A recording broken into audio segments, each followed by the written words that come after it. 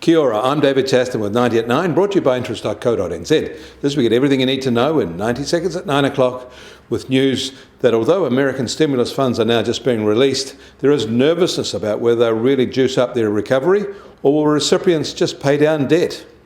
But first up, today's dairy auction has given back some of the prior event's stellar gains.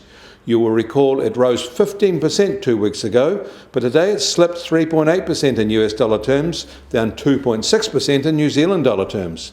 This is actually a sharp variance from what analysts were expecting.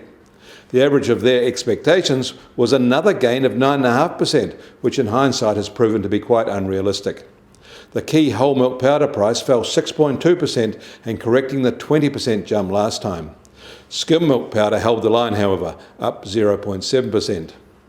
Fewer bidders participated this time, perhaps anticipating those analyst rises, but there were more winning bidders this time around. Although analysts are saying that the broad US economic rebound is shaping up, there has been some disappointing retail sales data reported overnight. In February, sales were down across the board by 3% on a seasonally adjusted basis from January, but they are up 6.2% year on year, although this is when the pandemic impacts were starting to kick in 2020. Last week's Johnson Red Book sales data wasn't positive on a month-on-month basis either. It may be that anxious Americans are using their stimulus funds to pay down debt rather than spend, although that conclusion may still be a bit premature. Adding to the downer mood has been February industrial production data in the US, down a rather sharp 4.2% year on year and down 2% on a seasonally adjusted basis from January.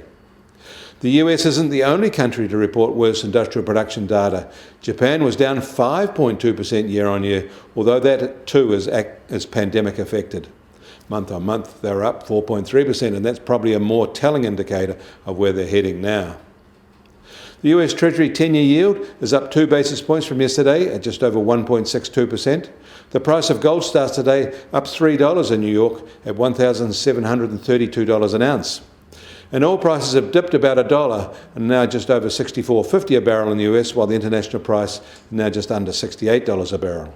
And the Kiwi dollar opens today unchanged at 71.9 US cents.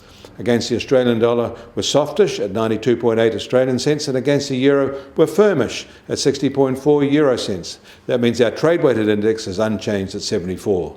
Kia ora, I'm David Chaston. That was 90 at 9, brought to you by interest.co.nz.